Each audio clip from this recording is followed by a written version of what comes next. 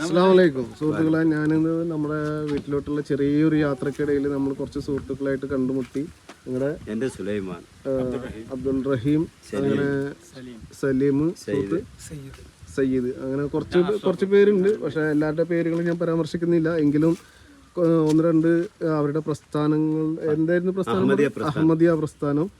അതുമായിട്ടുള്ള ചെറിയ കാര്യങ്ങളുമായിട്ട് നമ്മളോട് ഒരു കാര്യങ്ങൾ നമ്മളോട് സൂചന അല്ലെങ്കിൽ അവരുടെ പ്രസ്ഥാനത്തെ പറ്റി നമ്മളോട് പറയാൻ ചെറിയൊരു ഇൻട്രോ ആണ്. ഓക്കെ, പറഞ്ഞു.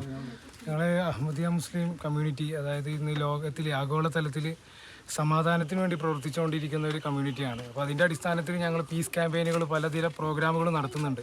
പീസ് സിമ്പോസിയം, അതുപോലെ തന്നെ അതിനു വേണ്ടിയിട്ട് പീസ് റൈഡുകൾ, അതുപോലെ തന്നെ വിവിധ ലോകത്തിൽ ആഗോളതലത്തിൽ സമാധാനം കൈവരുത്തുക, അതിന് വേണ്ടിയിട്ട് പ്രവർത്തിച്ചുകൊണ്ടിരിക്കുകയാണ്. അപ്പോൾ ഇതിൻ്റെ അടിസ്ഥാനത്തിൽ ഞങ്ങൾ ആഗോളതലത്തിലുള്ള ഞങ്ങളുടെ പ്രസ്ഥാനത്തിൻ്റെ ലീഡർ, അദ്ദേഹത്തിനെ ഖലീഫ എന്ന് വിളിക്കുന്നു. ഞങ്ങൾ ഖലീഫ എന്ന നാമത്തിലൂടെയാണ് അദ്ദേഹത്തെ നമ്മൾ അഭിസംബോധന ചെയ്യുന്നത്. പേര് നസറത്ത് മിർസ മസ്രൂർ അഹമ്മദ്. അപ്പോൾ ഹസരത്ത് മിർസ മസ്രൂർ അഹമ്മദ് ഇപ്പോഴത്തെ ലീഡർഷിപ്പ് അദ്ദേഹം ഇപ്പോൾ അദ്ദേഹം യൂറോപ്പിൽ ലണ്ടനിലാണുള്ളത്. അപ്പോൾ അവിടെ നിന്നുകൊണ്ട് തന്നെ ഇന്ന് ലോകത്തിൽ ആഗോളതലത്തിലെ പാർലമെന്റുകൾ ചെന്നുകൊണ്ട്, അതായത് യൂറോപ്യൻ പാർലമെന്റുകളും മറ്റു കാനഡ പാർലമെന്റുകളിൽ ചെന്നുകൊണ്ട് ഇന്ന് ഈ ലോകത്തിന്റെ സാഹചര്യം ഒരു മൂന്നാം ലോക മഹായുദ്ധത്തിലേക്കാണ് പോയിക്കൊണ്ടിരിക്കുന്നത്. അതിന്റെ കാരണങ്ങൾ എന്തൊക്കെയാണെന്നും അതിൽ നിന്ന് നമ്മൾ എങ്ങനെ രക്ഷപ്പെടാം. ഞാനൊരു കാര്യം പറയട്ടെ, ഈ മൂന്നാം ലോക മഹായുദ്ധം നമ്മുടെ ഈ ഖലീഫ മാത്രമാണോ പ്രവചിച്ചിരിക്കുന്നത്? നമ്മുടെ ഖുറാനിലും അത് വിശുദ്ധ ഖുർആന്റെ ഹദീസിന്റെ അടിസ്ഥാനത്തിൽ ഇതിനെ കുറിച്ചുള്ള സൂചനകൾ നേരത്തെ നൽകപ്പെട്ടിട്ടുണ്ട്. അത് ഇമാം മഹദിയുടെ കാലഘട്ടത്തിൽ രൂപപ്പെടുമെന്നുള്ള അതിന്റെ സൂചനകളുണ്ട്. ഇമാം മഹദിയുടെ കാലഘട്ടം നിങ്ങൾ ഉദ്ദേശിക്കുന്നത്? ഇമാം മഹദിയുടെ കാലഘട്ടത്തിനെ കുറിച്ച് പറഞ്ഞു വരികയാണെങ്കിൽ അത് റസൂൽ സല്ലല്ലാഹു അലൈഹി വസല്ലത്തിന്റെ ഒരു പ്രവചനമാണ്.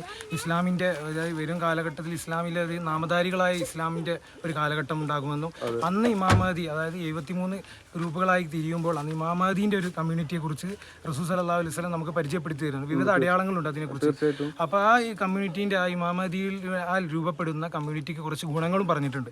അതിലൊരു സുപ്രധാന ഗുണമാണ് അതായത് ലോകത്തിൽ അദ്ദേഹം സമാധാനം നടപ്പിലാക്കുമെന്നുള്ളതാണ്. ലോകത്തിൽ അത് എല്ലാ തലത്തിലും. ഇന്നത്തെ ഈ കാലഘട്ടത്തിൽ സമാധാനം വളരെയധികം നഷ്ടപ്പെട്ടത്. തീർച്ചയായിട്ടും. അതുകൊണ്ട് തന്നെ ഇപ്പോ നിങ്ങൾ പറഞ്ഞ കാലഘട്ടം എന്ന് പറഞ്ഞാൽ ഇമാം മഹദി വന്ന് പോയി എന്നൊരു കാലഘട്ടം അല്ലല്ല, ഇന്ന് ഇമാം മഹദിയുടെ കാലഘട്ടം തന്നെയാണ്. കാരണം ഏതൊരു പ്രവാചകന്റെ കാലഘട്ടം എന്ന് പറഞ്ഞാൽ ആ പ്രവാചകനും അദ്ദേഹത്തിന്റെ ഖിലാഫത്തും അദ്ദേഹത്തിന്റെ അനുയായികളും അനുബന്ധിച്ചുകൊണ്ടാണ്. നമുക്കറിയാം മുമ്പുള്ള ഒരു ചെറിയൊരു സംശയം വന്നത് എന്താ വെച്ചാൽ, ഇമാം മഹദി വന്നതിന് ശേഷം നമ്മൾക്ക് ഇടയിൽ സമാധാനം വരുമെന്നാണ് നമ്മൾ കേട്ട് കേൾക്കുന്നത്. ഈ ഒരു കുറച്ച് വഴി കൊടുത്തു അവർക്ക്. പക്ഷെ ഇപ്പോ നിങ്ങളുടെ പ്രസ്ഥാനം എന്താ പറഞ്ഞ എന്ത് പ്രസ്ഥാനം? മഹദി എന്ത് പ്രസ്ഥാനം പറഞ്ഞ? അഹമ്മദിയ പ്രസ്ഥാനം. അഹമ്മദിയ പ്രസ്ഥാനത്തിന്റെ ഇതിൽ നിങ്ങളിപ്പോ പറഞ്ഞതനുസരിച്ചിട്ട് 140 വർഷം മുന്നേ ഇമാം മഹദി വന്നു. അല്ല, ഇമാം മഹദിനാൽ അദ്ദേഹം വരികയും അദ്ദേഹത്തിന്റെ പിൻപറ്റിക്കൊണ്ട് ഖിലാഫത്ത് വരികയും ചെയ്തു. ഇത് റസൂൽ സല്ലല്ലാഹു അലൈഹി വസല്ലത്തിന്റെ ഒരു പ്രവചനം തന്നെയാണ്. ഖിലാഫത്തുൻ അലാ മിൻഹാജുൻ നുബുവ എന്നാണ് റസൂൽ സല്ലല്ലാഹു അലൈഹി വസല്ലം. ഇമാം മഹദിയുടെ പിന്നിൽ അണിചേർന്നിട്ട് ഒരു യുദ്ധം ഉണ്ടാവുന്നു പറഞ്ഞു. ഈ യുദ്ധം ഉദ്ധരിക്കുന്നത് ആശയപരമായിട്ടുള്ള യുദ്ധമാണ്. അത് റസൂൽ സല്ലല്ലാഹു അലൈഹി വസല്ലം വ്യക്തമാക്കിയിട്ടുള്ളതാണ്. അതായത് വാളുകൊണ്ടുള്ള യുദ്ധം അവസാനിച്ചിരിക്കുന്നു, ഇനി പേന കൊണ്ടുള്ള യുദ്ധങ്ങളായിരിക്കും എന്നുള്ളതും, അതായത് ഇനി നഫ്സ് കൊണ്ടുള്ള യുദ്ധമായിരിക്കും എന്ന് റസൂൽ നമുക്ക് മുന്നേ ആ റസൂൽ സല്ലല്ലാഹു അലൈഹി വസല്ലത്തിന്റെ കാലഘട്ടത്തിൽ തന്നെ നമുക്ക് പറഞ്ഞു തന്നിട്ടുണ്ട്. അതിന്റെ അടിസ്ഥാനത്തിൽ വന്ന ഇമാം മഹദി ആ കാര്യം തന്നെ ആദ്യം ആഹ്വാനം ചെയ്തിട്ടുള്ളത്. അതായത് വാളുകൊണ്ടുള്ള യുദ്ധം അവസാനിച്ചു, ഇനി പേന കൊണ്ടുള്ള യുദ്ധമാണ്. ആശയപരമായിട്ടുള്ള നമ്മളെ ഈ സംവാദങ്ങൾ നമ്മൾ യഥാർത്ഥ ആശയത്തിലേക്ക് എത്തിച്ചേരുക എന്നുള്ളത്. അതിന്റെ അടിസ്ഥാനത്തിലാണ് ഇന്ന് നമ്മുടെ ലീഡർ ഇന്ന് ലോക പാർലമെന്റുകളിൽ ചെന്നുകൊണ്ട് ഹസരത്ത് മിർസ മസ്രൂർ അഹമ്മദ് അലൈഹി ഇസ്ലാം, ഇമാം മഹദിയുടെ പേര് ഹസരത്ത് മിർസ ഗുലാം അഹമ്മദ് അലൈഹി ഇസ്ലാം ആണ്. പിന്നെ ഇപ്പോഴത്തെ നമ്മളെ ലീഡറിന്റെ പേര് ഹസരത്ത് മിർസ മസ്രൂർ അഹമ്മദ്. അപ്പം അദ്ദേഹം ലോക പാർലമെന്റുകളിൽ ചെന്നുകൊണ്ട് പറഞ്ഞുകൊണ്ടിരിക്കുന്ന ഈ 10 പോയിന്റുകളാണ്. ഈ 10 പോയിന്റുകളിനെ കുറിച്ച് വ്യക്തമായിക്കൊണ്ട് തന്നെ അദ്ദേഹം പാർലമെന്റുകളിൽ പറഞ്ഞിട്ടുണ്ട്. അതിൻ്റെ യൂട്യൂബിൽ നമുക്കതിന് വീഡിയോ ലഭിക്കുന്നതാണ്. പിന്നെ അതുപോലെ തന്നെ ഈ 10 പോയിന്റുകളുടെ അടിസ്ഥാനം എന്താ വെച്ചാൽ, ഇത് നമ്മളിന്ന് ലോകം പോയിക്കൊണ്ടിരിക്കുന്നത് മൂന്നാം ലോകമായി ഏകദേശം 20 വർഷം 2008 മുതൽ അദ്ദേഹം ലോകത്തോട് ഇത് പറഞ്ഞുകൊണ്ടിരിക്കുകയാണ്. അതും ലോകത്തിൽ 2008 മുതൽ ഈ ലോകത്തിലെ വൻകിട രാജ്യങ്ങളുടെ പാർലമെന്റുകൾ ഈ ഇപ്പത്തെ ഞങ്ങളെ ലീഡർ ഈ ഒരു ഒരു മൂന്നാം ലോകം ആയുധത്തിലേക്കാണ് നമ്മൾ പോയിക്കൊണ്ടിരിക്കുന്നത്.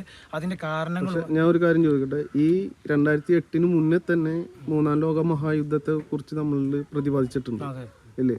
ഈ 2008 2008 മുന്നേ, അതായത് 1400 വർഷങ്ങൾക്ക് മുന്നേ നമുക്ക് ഇത് പ്രതിവാദം വന്നിട്ടുണ്ട്. ഈ 2008 മുതൽ മാത്രമല്ല പക്ഷെ ഈ 2008 എന്ന് പറഞ്ഞാൽ ഇന്നിപ്പോ 2025 ആയിട്ടുള്ളൂ. എത്ര 13 വർഷം. 2ാം ലോക മഹായുദ്ധം കഴിഞ്ഞാലും 3ാം ലോക മഹായുദ്ധം വരുന്നത് 17 വർഷമായി.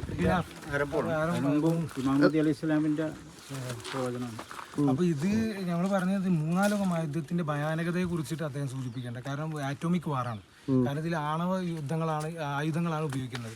നമുക്കറിയാം ജപ്പാനിൽ ഉപയോഗിക്കപ്പെട്ടിട്ടുള്ളതിന്റെ തീവ്രതയുള്ള ആണവ ആയുധങ്ങളാണ് ഇന്ന് ചെറിയ രാജ്യങ്ങളിൽ എടുത്തു പോലുള്ളത്.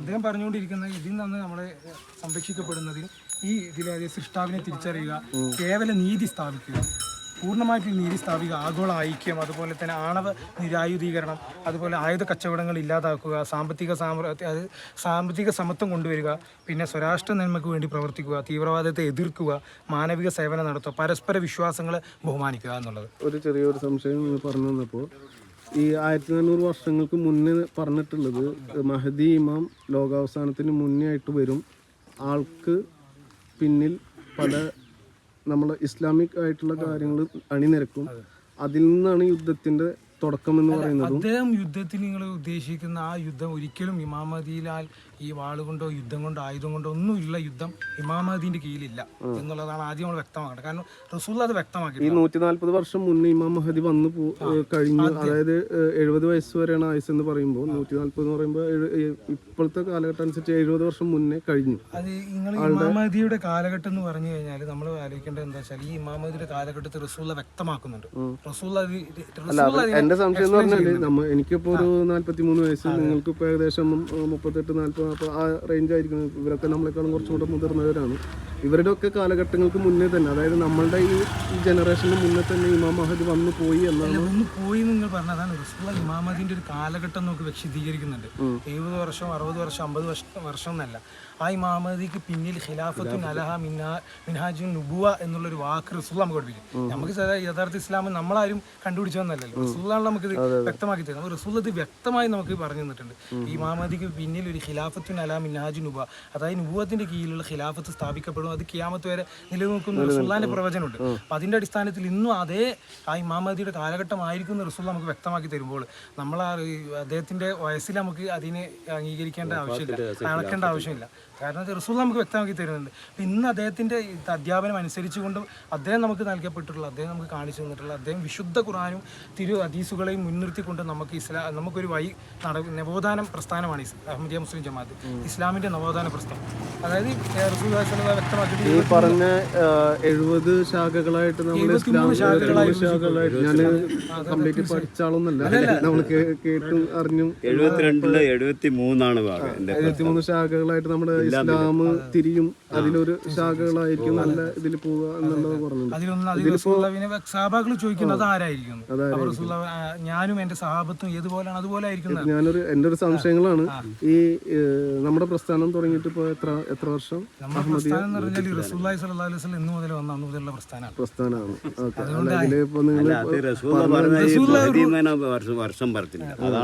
അത് റസൂൽ നമുക്ക് റൂട്ട് വരാൻ നിങ്ങൾ അവിടെ പോയിട്ട് ഇങ്ങോട്ട് പോയി ഇങ്ങോട്ട്, അപ്പൊ നമുക്ക് അവിടെ ചെന്നിട്ട് പുതിയ റൂട്ട് സ്ഥാപിക്കപ്പെടുന്നതല്ല. ഖുർആനും ഹദീസും മാത്രം പിൻപറ്റി, സുന്നത്തും ഹദീസും പിൻപറ്റിക്കൊണ്ട് മാത്രമുള്ള യഥാർത്ഥ അഹ്ലെ സുന്നത്തായിട്ടുള്ള ഒരു ജമാഅത്താണ്. അപ്പൊ അതുകൊണ്ട് തന്നെ ഓരോ പ്രസ്ഥാനങ്ങളും പറയുന്ന ഒരു ഫസ്റ്റ് വേർഡ് തന്നെയാണ് യഥാർത്ഥ അഹ്ലുൽ സുന്നത്തുൽ ജമാഅത്ത് നമ്മളാണ്. 73 ശാഖകളും പറയുന്നത് ഈ ഒരു ഒരേ ഒരു വാക്യം. ഈ സംശയം അന്ന് വസല്ലമയോട് അദ്ദേഹത്തിന്റെ സഹാബകൾ ചോദിച്ചു. ഈ എന്റെ സമുദായം അന്ന് യഹൂദികൾ 72 വിഭാഗമായിരുന്നു. അപ്പോൾ നബി സല്ലല്ലാഹു അലൈഹി വസല്ലം പറഞ്ഞു എന്റെ സമുദായം 73 വിഭാഗമായിട്ട് തിരിയും. കാരണം വെച്ചാൽ അന്നത്തെ യഹൂദികളെക്കാൾ ഒന്നും കൂടി കൂടിയിരിക്കുന്നതാണ്. ശരിക്കും പറഞ്ഞാൽ ഇന്ന് കേരളത്തിൽ തന്നെ 140ഓളം വിഭാഗങ്ങളുണ്ടെന്ന് കണക്കുകൾ പറയുന്നുണ്ട് മുസ്ലിങ്ങളിൽ. അപ്പോൾ അതുകൊണ്ട് എന്താ വെച്ചാൽ യഹൂദികൾ എത്ര ഉണ്ടായിരുന്നു അതിനേക്കാൾ ഒന്നും കൂടി മികച്ചിരിക്കും എൻ്റെ സമുദായം എന്ന് നബി സല്ലല്ലാഹു അലൈഹി വസല്ലം പറഞ്ഞു. അപ്പോൾ നബി സല്ലല്ലാഹു അലൈഹി വസല്ലമയോട് സഹാബകൾ ചോദിച്ചു, യാ റസൂലല്ലാഹ് അങ്ങനെയാണെങ്കിൽ ആ ഒരു വിഭാഗത്തെ എങ്ങനെ തിരിച്ചറിയുന്നു? അപ്പോൾ നബി സല്ലല്ലാഹു അലൈഹി വസല്ലം പറഞ്ഞു, തൻ്റെ അടുത്തിരുന്ന സഹാബിയുടെ തോളിൽ കൈവച്ചിട്ട് പറഞ്ഞു, സൽമാൻ ഫാർസി എന്നായിരുന്നു അദ്ദേഹത്തിൻ്റെ പേര്, അദ്ദേഹത്തോട് പറഞ്ഞു, സഹാബകളോട് പറഞ്ഞു, അങ്ങനെ ഒരു കാലഘട്ടം വരുമ്പോൾ ഈ ഇദ്ദേഹത്തിൻ്റെ കുടുംബത്തിൽ നിന്ന് ഒരാളോ ഒന്നിലധികം ആളുകളോ ആ ഈമാനെ, ആ യഥാർത്ഥ വിശ്വാസത്തെ, അദ്ദേഹത്തിന്റെ കുടുംബം എന്ന് പറയുന്നത് സൽമാൻ ഫാർസിയുടെ അദ്ദേഹത്തെ കുടുംബത്തിൽ നിന്ന് ഒരാളോ ഒന്നിലധികം ആളുകളോ ആ ഈമാനെ ഭൂമിയിലേക്ക് തിരിച്ചു കൊണ്ടുവരുന്നതായിരിക്കും. കാരണം എന്ന് വെച്ചാൽ ഈ ഒരു കാലഘട്ടം വരും, ഈമാൻ സുറയ്യ നക്ഷത്രത്തോളം അകന്നു പോകുന്ന ഒരു കാലഘട്ടം. ആ ഒരു കാലഘട്ടത്തിൽ അങ്ങനെ ഒരു ഇതുണ്ടാകുമ്പോൾ സമയത്തായിരിക്കും ഇമാം മഹദിയിലൂടെ തിരിച്ചത് ഭൂമിയിൽ നബി സല്ലല്ലാഹു അലൈഹി വസല്ലമയുടെ ജീവിതം ആ രീതി വരികയാണ്. അത് വരുന്നത് ഈ രീതിയിൽ, അതായത് സൽമാൻ ഫാർസിയുടെ കുടുംബത്തിൽ നിന്നുള്ള ആളുകളായിരിക്കും.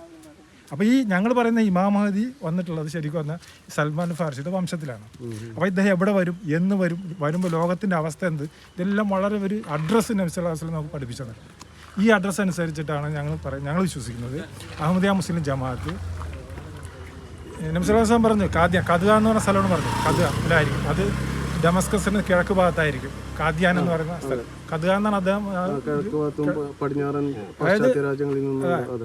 ഡമസ്കസിന് കിഴക്ക് ഭാഗത്തായിരിക്കും. ഡമസ്കസിന് കിഴക്ക് ഭാഗമാണ് കാദ്യാൻ എന്ന് പറയുന്നത്. കാദ്യാൻ എന്ന സ്ഥലത്തായിരിക്കും ഇത് വരിക, ഇമാം മഹദിയുടെ ആവിർഭവം ഉണ്ടാകുക എന്ന് നബി സല്ലല്ലാഹു അലൈഹി വസല്ലം പറഞ്ഞു. ഇതനുസരിച്ച് അവിടെ തന്നെ ഉണ്ടായിട്ടുണ്ട്. എന്ന് വരുമെന്ന് പറഞ്ഞു 1375 13-ാം നൂറ്റാണ്ടിൻ്റെ അവസാനത്തിലും 14-ാം നൂറ്റാണ്ടിൻ്റെ ആദ്യത്തിലുമായിട്ടായിരിക്കും ഇമാം മഹദി വരിക എന്ന് പറഞ്ഞു. കറക്റ്റായിട്ട് ആ സമയത്താണ് അദ്ദേഹം വന്നിട്ടുള്ളത്. അതുപോലെ നിരവധി അദ്ദേഹം പറഞ്ഞിട്ടില്ല, നബി സല്ലല്ലാഹു അലൈഹി വസല്ലം എന്താണോ പറഞ്ഞിട്ടുള്ളത് അത് മുഴുവൻ തന്നെ ഇമാം മഹദിയിൽ പൂർത്തിയായി. അത് വിശ്വസിച്ചവരാണ് അഹമ്മദ് ജമാഅത്ത്. 1835 അദ്ദേഹം ജനിച്ചു. എന്തായാലും ഈ പ്രസ്ഥാനത്തെ കുറിച്ചിട്ട് ഞാൻ ആദ്യം കണ്ടിട്ടുണ്ട്. ഞാൻ പോകുമ്പോൾ പഞ്ചാരമുക്കിൽ നിന്ന് വലത്തെ ഇടത്തെ സൈഡിൽ, ഇവിടുന്ന് പോകുമ്പോൾ ഇടത്തെ സൈഡിൽ ഒരു പള്ളി, അദ്ദേഹത്തെ ഞാൻ കണ്ടിട്ടില്ല എങ്കിൽ പോലും പള്ളി ഞാൻ കണ്ടിട്ടുണ്ട്. ഞാൻ എൻ്റെ ചെറുപ്പകാലം പോലെ യാത്ര ചെയ്യുന്ന ഒരു സ്ഥലം കാര്യങ്ങളൊക്കെ തന്നെയാണ്. എൻ്റെ ഇവിടെ തന്നെ പാലുവായി ജുമാഅത്ത് പള്ളിയുടെ നേരെ പിന്നിൽ, പാലുവായി പള്ളിയിലെ അതിൻ്റെ നേരെ പിന്നിൽ, ഇപ്പോഴത്തെ വിസ്ഡം കോളേജിൻ്റെ ഒക്കെ പിന്നിലായിട്ട്. പിന്നെ ഇതൊക്കെ ഇതിന് പുറമേയുള്ള പൊതുജനങ്ങളൊരു വിശ്വാസവും അവർ പ്രചരിപ്പിച്ചുകൊണ്ടിരിക്കുന്നതും കാദിയാനികൾ, അതായത് ഇമാം മഹദി അലൈഹി ഇസ്ലാമിൽ വിശ്വസിക്കുന്ന ആളുകൾ അവരെ കലിമ പേരാണ്, റസൂലുള്ളാഹിനെ അംഗീകരിക്കാത്തവരാണ്, അവരെ നമസ്കാരം കിബില പേരാണ്. ഓരോരുത്തരുടെ ഓരോരോ വിശ്വാസങ്ങളുണ്ട്. ഇപ്പോൾ ഈ 73 വിഭാഗമാണെങ്കിലും എനിക്ക് മനസ്സിലായിട്ടുള്ളത് 73 വിഭാഗവും റസൂലിനും വിശ്വസിക്കുന്നുണ്ട്, അള്ളാഹുവിലും വിശ്വസിക്കുന്നുണ്ട്. പക്ഷേ ഈ റസൂലുള്ള പറഞ്ഞതിൻ്റെയും ഖുറാൻ്റെ അടിസ്ഥാനത്തിലുള്ളതിനെ വ്യതിചലിച്ചു അതിൽ നിന്ന് അടർത്തിയെടുത്തിട്ടുള്ള ചില വിശകലനങ്ങളെ വികൃതമാക്കിയിട്ട് പറയുന്ന കുറേ അനുഭവങ്ങളാണ് നമ്മളിലൂടെ കടന്നു പോകുന്നത്. ഇതിപ്പോൾ 73 വിഭാഗം എത്തിപ്പെടുന്നത് ഒരിക്കലേക്കാണ്, പക്ഷേ ആശയങ്ങളെ ഒരുപാട് വികലമാക്കുന്നു. എത്രത്തോളം എന്ന് പറഞ്ഞാൽ ഈ ഇമാം മഹദി അലൈഹി ഇസ്ലാം പറയുന്നത്, ഞാൻ എൻ്റെ അമലുകൾ ഈ പർവ്വതങ്ങളെക്കാൾ അതിനേക്കാൾ അധികരിച്ച അമലുകളാണെങ്കിലും എൻ്റെ യജമാനനായ റസൂലുള്ളാഹി സ്വല്ലല്ലാഹു അലൈഹി വസല്ലമയെ ഞാൻ പിൻപറ്റിയില്ലായിരുന്നെങ്കിൽ അള്ളാഹു എനിക്ക് ഈ അനുഗ്രഹം തരുമായിരുന്നില്ല. ഈ മഹദി ഇമാം റസൂലുള്ളാഹിനെ പിൻപറ്റിയവർക്കും ആണ് അതിൻ്റെ ഗുണങ്ങൾ എന്ന് പറയാൻ കാരണം എന്ന് പറഞ്ഞാൽ ഇന്ന് അധികം ആളുകളും റസൂലുള്ളാഹിനെ പിൻപറ്റാത്തവ ആണ്. ഞങ്ങൾ എല്ലാവരും കലിമ പേരാണ്, കിബില പേരാണ്. ആരെയും വിമർശിക്കല്ല, എങ്കിലും നല്ലതിനെ ഉൾക്കൊള്ളാൻ പറ്റണം, മറ്റുള്ളതിനെ നമുക്ക് ഒഴിവാക്കാനും കഴിയണം. എന്തായാലും നിങ്ങളെ കണ്ടുമുട്ടിയതിൽ സന്തോഷമുണ്ട്. ഞാൻ എന്തായാലും ഇതിനെ കുറിച്ചൊന്ന്, എൻ്റെ പേര് സഹീറാണ്. ഞാനിവിടെ ഇല്ല, ഞാനിപ്പോൾ ഒരാഴ്ചയിൽ പോകും. ഞാൻ ദുബായ്. ഇവിടെ വളരെ കുറഞ്ഞ വാട്സാപ്പ് നമ്പർ 050 922 5674 971 കോഡ് ആഡ് ചെയ്യണം. ദുബായ് നമ്പറാണ്. ഇവിടുത്തെ നമ്പറിൽ ഞാൻ അധികമല്ല, 00971 ആഡ് ചെയ്താലേ കേട്ടോ. അപ്പൊ ഇൻഷാ അല്ലാഹ് കണ്ടതിൽ സന്തോഷം. എന്തായാലും ആരെയും വിമർശിക്കാനോ കാര്യങ്ങളോ നമ്മൾ ആരുമല്ല.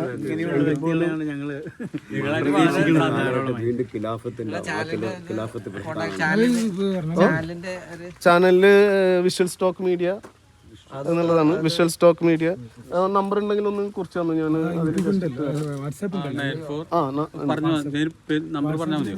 നമ്പർ പറഞ്ഞു. അപ്പോൾ 9495132237. ഇക്കടെ പേര് അഷ്റഫ്. ഇൻഷാ അല്ലാഹ് കണ്ടതിലെല്ലാവരും സന്തോഷം. ഓക്കെ, ഇൻഷാ അല്ലാഹ്. അസ്സലാമു അലൈക്കും.